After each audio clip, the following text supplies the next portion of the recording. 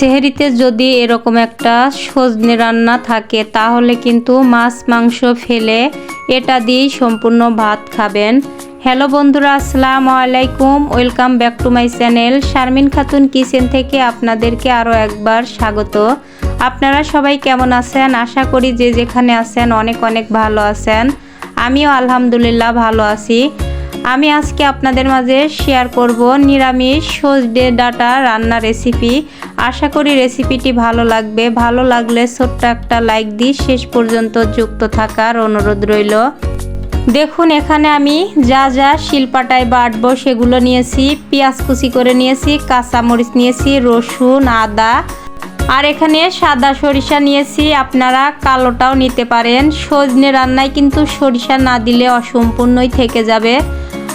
এগুলো আমি সম্পূর্ণ অফ ক্যামেরায় বেটে নেব। এখানে আমি আলু কেটে নিয়েছি, সজনে ডাঁটা সুন্দর করে পরিষ্কার করে নিয়েছি, আর টমেটো কেটে নিয়েছি। আর এই সজনে ডাঁটাটা কিন্তু অনেক সময় আগে কেটেছি, এই জন্য কালার এরকম হয়েছে।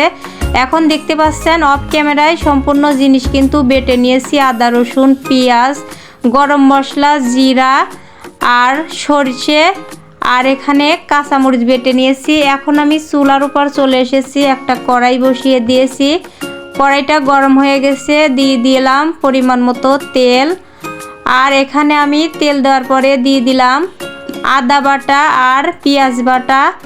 এখন দিয়ে দিলাম এখানে গরম মশলা, জিরা আর রসুন বেটে রেখে দিয়েছিলাম। এখন দিয়ে দিলাম কাঁচামরিচ বাটা। এখন আমি এখানে দিয়ে দিলাম সরিষা বাটা। আর এখানে কাঁচামরিচ দিলে কিন্তু খেতে ভালো লাগে এই সজনে ডাঁটা রান্না। এখন আমি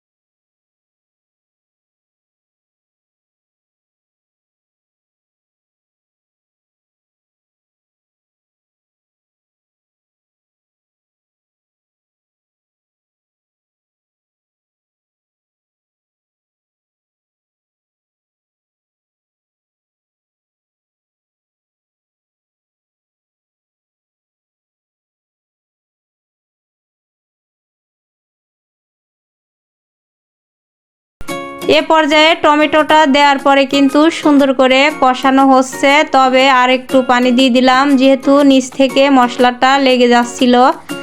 এখন আমি দিয়ে দিলাম কেটে রাখা আলু আর সজনে ডাঁটাগুলো।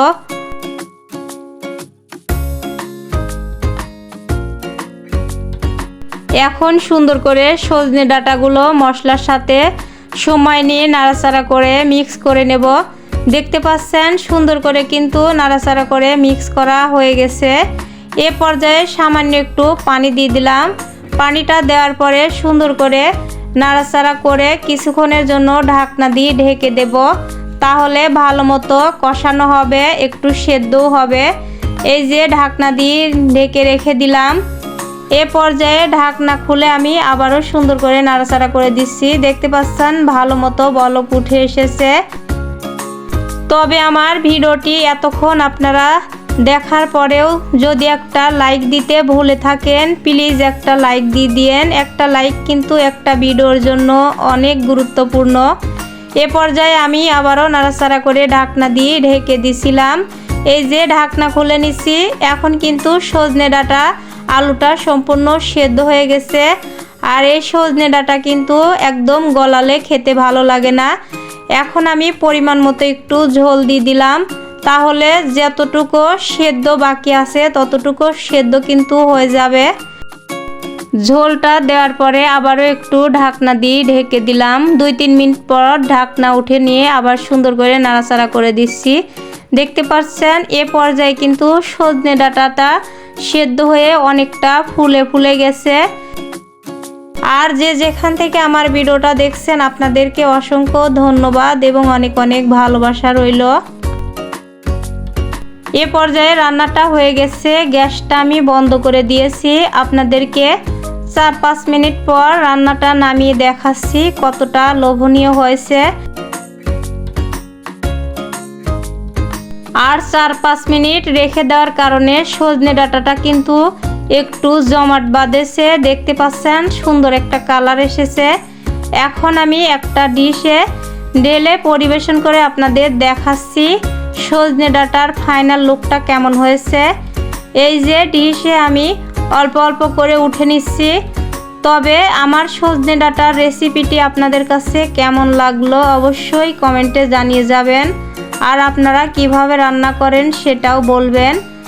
আর আমার রান্না যদি আপনাদের কাছে এতটুকু ভালো লেগে থাকে ভাই বোনেরা, প্লিজ লাইক, কমেন্ট, শেয়ার আর একটা সাবস্ক্রাইব করে পাশে থাকার অনুরোধ রইল।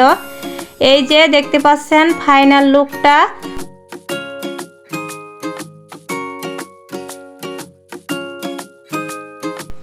তবে আজকের মতো রেসিপিটা এখানেই শেষ করছি। অন্য কোনো দিন অন্য কোনো নতুন একটা রেসিপি নিয়ে আপনাদের মাঝে দেখা হবে। ততক্ষণে সবাই ভালো থাকবেন, সুস্থ থাকবেন। আল্লাহ হাফেজ, আসসালামু আলাইকুম।